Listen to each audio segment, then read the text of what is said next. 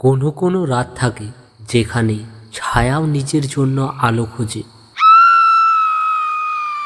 আবার মৃতেরাও দরজার সামনে দাঁড়িয়ে ফিসফিসিয়ে বলে, আমি ফিরে এসেছি।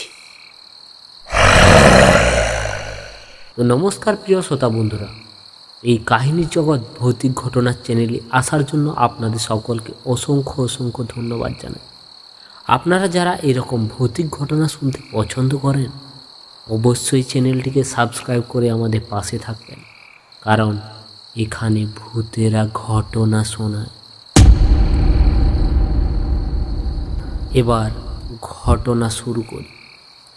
আমার নাম অর্ণব। আমি গ্রামের স্কুলে শিক্ষকতা করি। শীতের ছুটিতে বাড়িতে ফিরেছিলাম, কিন্তু দুর্ভাগ্য শেষ বাসটা মিস করলাম।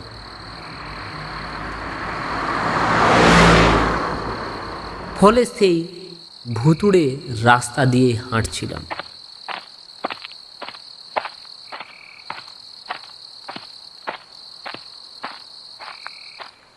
এক সময় এই রাস্তাতেই খুন হয়েছিল সমিত নামে এক যুবকের।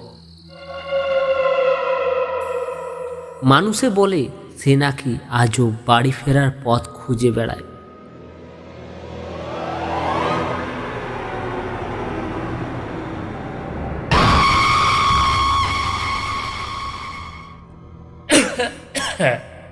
দূরে কারো কাশির আওয়াজ, কিন্তু চারিদিক ফাঁকা।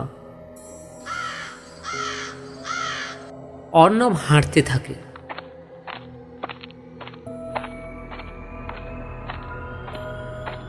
মোবাইলের আলো জ্বালিয়ে সামনে দেখে রাস্তার ধারে একটা পুরনো রেনকোট পরা মানুষ দাঁড়িয়ে।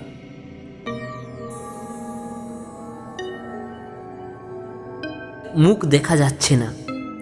আমি ভাবলাম হয়তো পথচারী। যখন পাশ দিয়ে যাব, সে হঠাৎ মাথা তুলে তাকালো, আর আমি দেখলাম তার গলা নেই।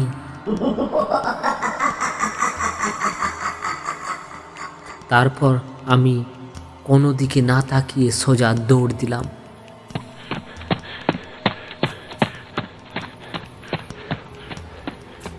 রাস্তায় একটি ভাঙাচোরা পুরনো বাড়ি। অর্ণব ঢুকে যায় ভয়ে আশ্রয় পেতে। দরজা নিজে থেকেই বন্ধ হয়ে যায়। বাতিগুলি টিমটিম করতে থাকে। ভিতরে ঢুকে বুঝলাম ভুল করেছি,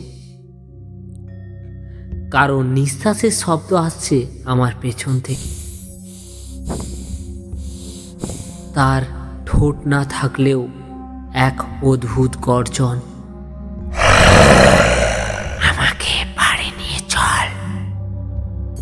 হঠাৎ অর্ণবের ফোনের টর্চ অফ হয়ে যায়।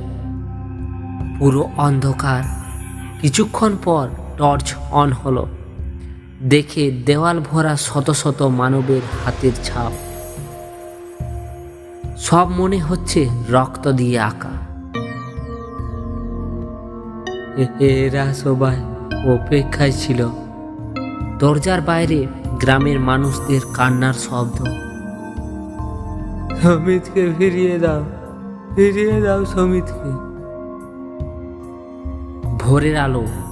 গায়ের লোকেরা বাড়ি থেকে অর্ণবকে বের করে আনে। ও এখানে কি করছে? এটা তো সমিতের বাড়ি। সমিত তো 3 বছর আগে মারা গিয়েছে। দেওয়ালে একটা ছবি, সমিতের ছবি, হুবহু অর্ণবের মতো চেহারা। আমি সমিত, আর আজ আমি অবশেষে বাড়ি ফিরলাম। তো নমস্কার শ্রোতা বন্ধুরা, এই ঘটনাটা আপনাদের কেমন লাগলো অবশ্যই কমেন্টে লিখে জানাতে ভুলবেন না, কারণ এখানে ভূতেরা ঘটনা শোনায়।